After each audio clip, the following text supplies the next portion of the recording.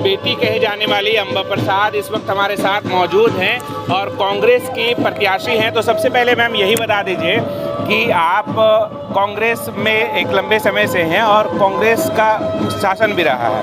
5 सालों में कौन से ऐसे काम हुए हैं जिनसे जनता ज़्यादा मुतासिर हुई है इस बार? जल्दी जल्दी भी हम बात कर सकते हैं। देखिए, मतलब हमने कोई हिसाब से काम नहीं किया, हमने बेहिसाब से काम किया है, इसलिए अब हिसाब से ऊपर हो चुका है कि हम कहीं गिनती गिनवा नहीं पाते हैं कि हम कितना काम किए हैं। हर पंचायत तक हम विकास को पहुंचाने का काम किए हैं और ये गिनती का नहीं है कि सिर्फ 1 रोड बनाए, 2 रोड बनाए। आपसे मिलना भी चाह रहे हैं, आप मिल सकते हैं। देखिए, ये जो है लोगों से जनसंपर्क कर रही हैं और लगातार जो है खास करके जो बड़े हैं उनसे आशीर्वाद ले रही हैं और उसके बाद ये जो है एक तरीके से हम कह सकते हैं कि जो बड़का गांव के जो लोग हैं उनका वो प्यार साफ तौर पर दिख रहा है। अब जो बड़े लोग हैं उनसे आप आशीर्वाद ले रहे हैं?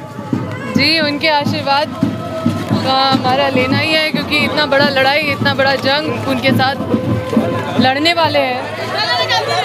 जो और फिर यहाँ भी लोग हैं, देखिए कि माला लेकर के लगातार खड़े हैं और जनसंपर्क के दौरान ये जो दृश्य होता है खास करके ये काफ़ी अद्भुत दृश्य होता है। तो ये मुझे बताइए मैम, हमने बिजली की समस्या यहाँ पे हमेशा लगातार बनती रहती थी। बहुत बड़ा मुद्दा था हमारे अमरका गांव का। बिजली थोड़ा सा भी हवा चलने पे 6-7 दिन तक बिजली नहीं रहता था और जो ग्रिड हमने लाया है, जो अभी बन रहे हैं, वो कुछ महीनों के बाद जब बन जाएगा तो हम लोग जहाँ से बिजली लेते थे वहाँ हम लोग बिजली देंगे और डीवीसी पे हम निर्भर नहीं रहेंगे। हम लोग झारखंड संचरण निगम लिमिटेड पे निर्भर रहेंगे और हमारा अपना ग्रिड होगा विधानसभा में और इससे टंडवा के लोग भी लाभान्वित होंगे और इससे टंडवा के लोग और हजारीबाग तक, ललकी माटी, डेमोटाड़, यहाँ तक बिजली जाएगा। तो कारखाने खुलेंगे अब बड़का गांव में। अब कोई भी मतलब शहर से भी ज़्यादा जो तर्ज होता है, जो 24 घंटा जो मुंबई दिल्ली में हमेशा बिजली चलता रहता है, अब बड़का गांव में भी बिजली 24 घंटा रहे, उसके लिए हम लोग ग्रिड बनवा रहे हैं। अच्छा, जो शिक्षा की बात करें तो इतिहास में पहली बार बड़का गांव को डिग्री कॉलेज मिला है और सिर्फ बड़का गांव को ही नहीं, पतरातू को भी डिग्री कॉलेज मिला है। पतरातू को पॉलिटेक्निक कॉलेज मिला है जिसका जगह भी चयन कर लिया गया है और उसके बाद लाइब्रेरी बन के तैयार ही है, ऑलमोस्ट कुछ दिन में तैयार हो जाएगा। और कई सड़कें आप जहाँ जाएंगे, जो सड़क बनी है वो सड़क हमने बनाया है। मतलब हमने 10 अरब से ज़्यादा रुपए अपने क्षेत्र में विकास योजनाओं के अंतर्गत लाए और मुझे लगता है ये मेरा दूसरा प्राथमिकता है, विकास करना। विकास कंटिन्यूअस प्रोसेस हमने बहुत किया जितना संभव हुआ, लेकिन पहला प्राथमिकता हमारा हमेशा रहा है कि अपना सेवा हम देते रहें 24 घंटा और सुरक्षा देते रहें क्षेत्र में और सबको सम्मान मिलता रहे मेरे क्षेत्र। विस्थापितों का मुद्दे को लेकर के आप लगातार मुखर रही हैं, ये कितना बड़ा यहाँ का मुद्दा मानती है और विस्थापितों के लिए जो आप ये काम अभी गिनवा रहे थे उनके लिए कितना ये सकारात्मक कदम साबित होगा?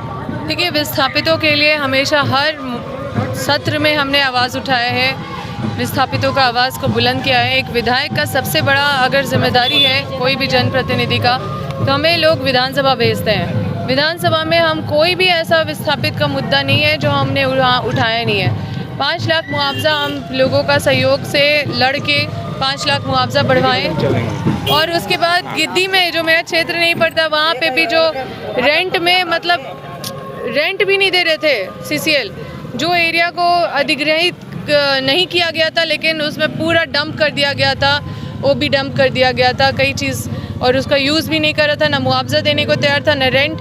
उसका मुआवजा हमने 2 करोड़ समथिंग दिलाए हैं जिससे गिद्दी वाले लाभान्वित हुए हैं। फिर रोहिणी कोल ब्लॉक जो आई थी पसरिया में, इतिहास में पहली बार झारखंड में कोई मुआवजा देने के बाद कोई कंपनी को ज़मीन वापस लौटाना पड़ा है। ये हमारे झारखंड का ऐतिहासिक फैसला हुआ था, जो ज़मीन लौट गया रैयत को। तो जहाँ साथ मिलता है लोगों का वहाँ पे हम मतलब जीत हासिल कर लेते हैं, लेकिन कई जगह कंपनी लोगों को बांट देते हैं। हम लोग कहीं अगर लड़ते भी हैं तो हमारे 4 लोग को कंपनी मैनेज करके जॉब दे देती है और जो हमारे साथ रहते हैं वो भी नाराज़ रहते हैं, जो हमारे साथ छोड़ के जाते हैं वो बोलते हैं हम इधर विधायक को छोड़ दिए तो हम ज़्यादा कंपनी के साथ खुश हैं, और कंपनी भी मतलब हमें टारगेट करती रहती है। तो बड़ा मतलब संघर्ष है विस्थापित का मामला।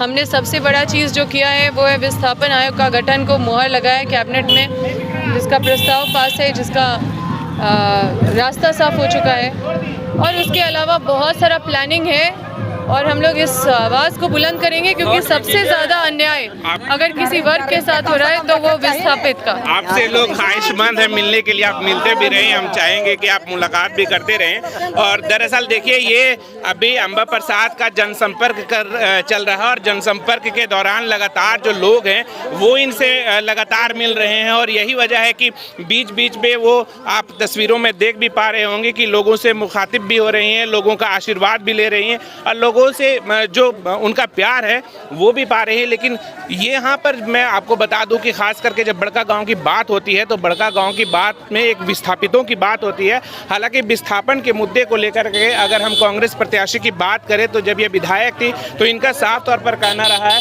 कि हम लगातार विस्थापितों को लेकर के मुखर रहे हैं, और इनके जो हक हैं और जो हुकूक हैं उनको लेकर के वो मुखर रहे हैं। लेकिन यहाँ के जो लोग हैं ये यहाँ पर साफ तौर पर आप देख सकते हैं कि जो जनसंपर्क चल रहा है, जनसंपर्क के बीच में लगातार ये लोगों से मुलाकात कर रही है।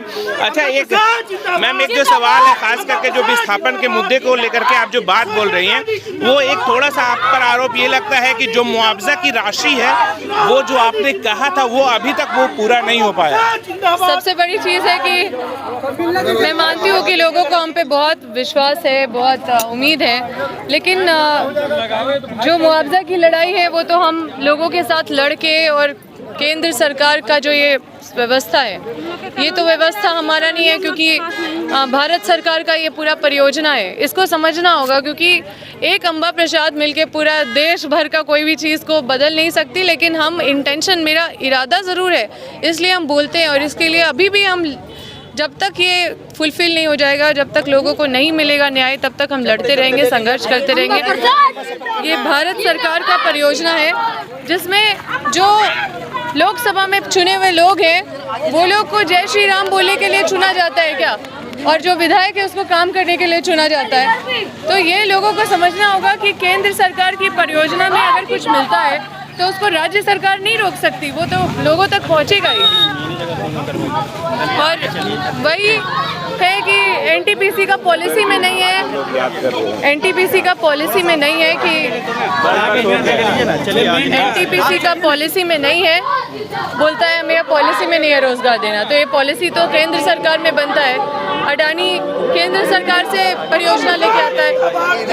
तो ये थे हमारे साथ कांग्रेस प्रत्याशी अंबा प्रसाद, जिन्होंने साफ तौर पर कहा कि जो विस्थापितों का जो मुद्दा है उसे लेकर वो लगातार मुखर होती रही हैं, और इनका कहना है कि साफ तौर पर जो स्थानीय मुद्दे हैं वो हमारी प्राथमिकताओं में शामिल है। लेकिन अब देखना अहम होगा कि जब 13 नवंबर को यहाँ वोटिंग होगी तो आखिर लोगों का विश्वास किस ओर रुख करता है। अपने सहयोगी वीडियो जर्नलिस्ट महेश कुमार और शहाबुद्दीन के साथ Shamim Ahmed, SB live Hindi, Hazaribagh. Subscribe now and press the bell icon. Never miss an update.